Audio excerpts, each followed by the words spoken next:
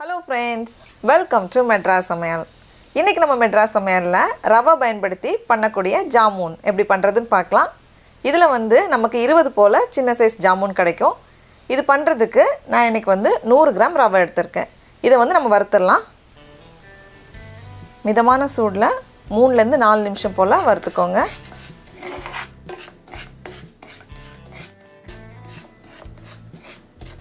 பருப்பட்டாச்சு. இப்போ இதில் வந்து நம்ம பால் சேர்க்கலாம்.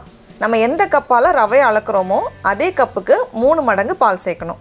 1 கப் ரவைனா 3 கப் பால். இப்போ இதை சேர்த்துடலாம்.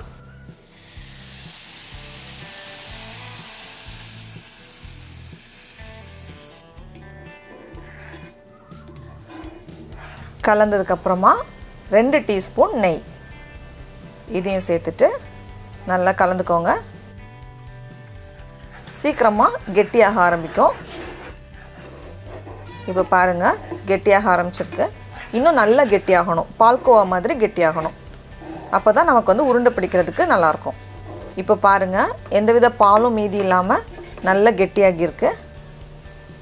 இந்த ஸ்டேஜில் நம்ம ஸ்டவ்வை ஆஃப் பண்ணிடலாம். இப்போ இதை எடுத்து ஒரு பாத்திரத்தில் மாற்றி வச்சிடலாம். இப்போ கை வைக்கிற அளவு சூடு வந்ததும் இதை வந்து நம்ம நல்லா பிசையணும். ஒரு 5 நிமிஷம் போல் நல்லா பிசைஞ்சுக்கோங்க.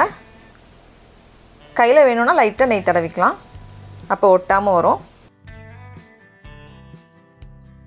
இந்த மாதிரி பிசைஞ்சதுக்கப்புறமா கையில் லைட்டாக நெய் தடவிக்கோங்க. அப்போ ஒட்டாமல் வரும். சின்ன சின்ன பந்தாக உருட்டி வச்சிடலாம். எந்தவித கிராக்கும் இல்லாமல் நல்லா உருட்டிக்கோங்க. பாருங்கள், இந்த மாதிரி.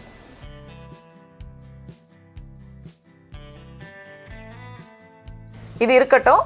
அடுத்தது நம்ம சர்க்கரை பாகு தயார் பண்ணிடலாம். அதுக்கு ஒரு பேனில் 1 கப் சர்க்கரை, 200 கிராம், கூடவே 1/2 கப் தண்ணி. இது வந்து நல்லா கொதித்து வந்ததுக்கப்புறமா கொஞ்சம் சிரப் மாதிரி ஆகும், கொஞ்சம் திக்காகும். இப்போ பாருங்கள், இந்த மாதிரி கொஞ்சம் சிரப் மாதிரி கொஞ்சம் கெட்டியாகிருக்கு. இது வந்து ஒரு சிறு கம்பி பதம். இந்த ஸ்டேஜில் கொஞ்சம் எலுமிச்சை பழத்தோட சாறு. அப்போ சர்க்கரை பாகு ஆறுனதுக்கப்புறமும் கெட்டியாகாமல் இருக்கும். நம்ம 3 ஏலக்காய் சேர்த்துலாம் நல்ல வாசனைக்காக. ஏலக்காவை லைட்டாக தள்ளி சேர்த்துக்கோங்க. கூடவே கொஞ்சம் குங்குமப்பூ. இது வந்து கலருக்காக தான், சேர்க்கலனாலும் பரவாயில்ல.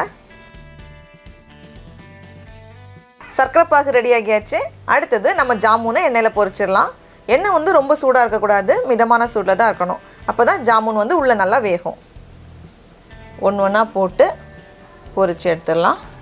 ஒரே நேரம் நிறைய சேர்க்காதீங்க, கொஞ்சம் கொஞ்சமாக சேர்த்து பொரிச்சுக்கோங்க. எண்ணெய் வந்து அதிகமான சூடில் இருந்துச்சுன்னா சீக்கிரமாக வெளியே கரிஞ்சிரும். அதனால மிதமான சூடில் வச்சுக்கோங்க.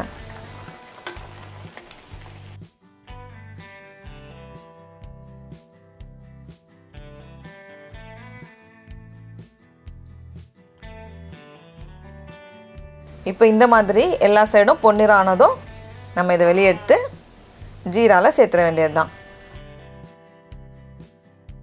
இப்போ இந்த பொரிச்சு வச்சுருக்க ஜாமுன் எடுத்து சர்க்கரை பாகில் சேர்த்துடலாம். சர்க்கரை பாகு வந்து கொஞ்சம் மிதமான சூடில் இருக்கணும். ஆறிடுச்சுன்னா லைட்டாக சூடு பண்ணிக்கோங்க. நம்ம இதை ரெடி பண்ணுறதுக்குள்ளே சர்க்கரை பாகு கொஞ்சம் கெட்டியாகிடுச்சுன்னா கொஞ்சமாக தண்ணி சேர்த்து கொதிக்க வச்சிட்டிங்கன்னா சரியாகிரும்.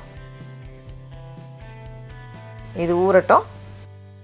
டடா, நம்மளோட சுவையான ஜாமுன் சூப்பராக தயாராகியாச்சு. இதை நம்ம டேஸ்ட் பண்ணி பார்ப்போம்.